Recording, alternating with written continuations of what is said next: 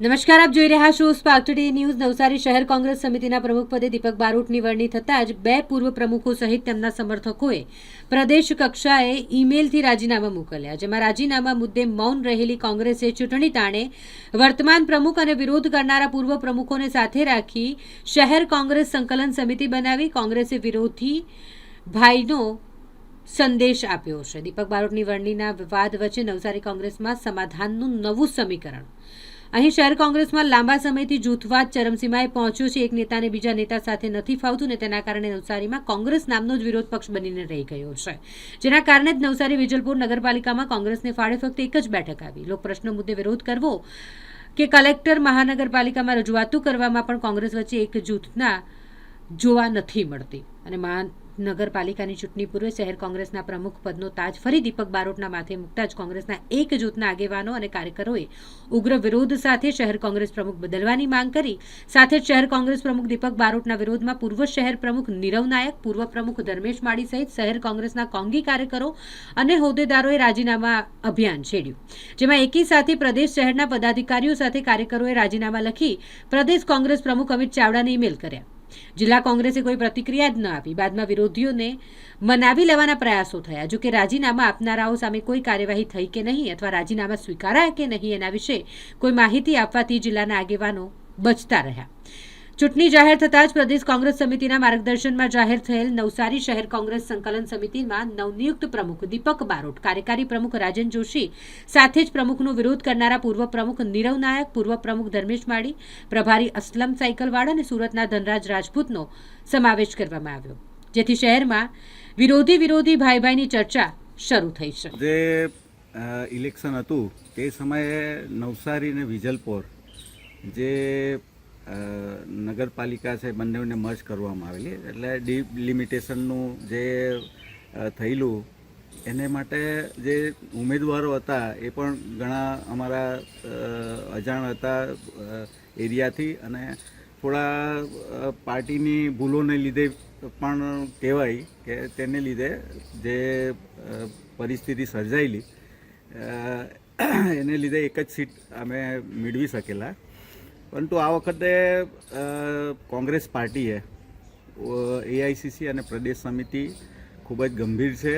મહાનગરપાલિકા નવસારી જ્યારે બની છે ત્યારે ભારતીય જનતા પાર્ટીએ જે શાસનો આપેલા છે એ શાસનોનું ને લીધે અહીં શહેરની પ્રજામાં ખૂબ જ આક્રોશ છે અને લોકો ત્રાહિમામ છે કે દરેક જગ્યાએ તમે કરોડો ને અરબો રૂપિયા વાપરવામાં આવી રહ્યા છે. ત્યારબાદ લોકોને સુવિધાને નામે મીંડું જ છે. તમે અહીંયા જે સુવિધાઓ ઊભી કરવામાં આવે છે એ જે વિસ્તારો છે તમે એ પહેલેથી જ વિકસિત હતા, પરંતુ જે વિસ્તારોને ખરેખર સુવિધાની જરૂર છે તે સુવિધાથી વંચિત રહેલા છે. તો કોંગ્રેસની પ્રાથમિકતા આ વખતે દરેક વોર્ડની અંદર સૌ પ્રથમ તો જે 52 ઉમેદવારો છે એ એવા ઉમેદવારો જે ખરેખર પ્રજાને સાથે રહેતા હોય, પ્રજાને માટે ભૂતકાળમાં કામ કરેલા હોય, પ્રજાની સાથે રહીને એમને નાના મોટા એમના દરેક પ્રશ્નોની અંદર મદદરૂપ થતા આવેલા હોય એવા સારા ઉમેદવાર, શિક્ષિત ઉમેદવાર અને એવા ઉમેદવાર કે જેને લોકો સ્વીકારે એવા ઉમેદવારોની પહેલી પસંદગી અને ત્યારબાદ દરેક વોર્ડમાં જઈને દરેક વિસ્તારોમાં જઈને ત્યાંના જે સ્થાનિક લોકો છે એમને જે પરિસ્થિતિ છે અને કોંગ્રેસ શું કરશે અને કોંગ્રેસ શું કરવા માંગે છે આ શહેર માટે એનાથી અમે અવગત કરાવીશું અને આગામી ઇલેક્શનો લડીશું. તો અમને ચોક્કસ વિશ્વાસ છે કે અહીંની શહેરની પ્રજા અમને એમનું સમર્થન આપશે. નવસારી મહાનગરપાલિકામાં ભાજપે ઊભા કરેલા જાતિના વાડા ભાજપને નડવાના છે. કોંગ્રેસ સૌને સાથે લઈને ચાલનારી પાર્ટી છે. અમે બધા એકજૂટ થઈ અને આ વખતે ભાજપને ટક્કર આપશું. નવસારી નગરપાલિકામાં અમારી ચોક્કસ સત્તા આવે એવા પરિબળો અમારી પાસે છે અને અસંતોષ ચારે બાજુ બીજેપીમાં અને પ્રજામાં બધા જ લોકો બીજેપીથી થાકેલા છે.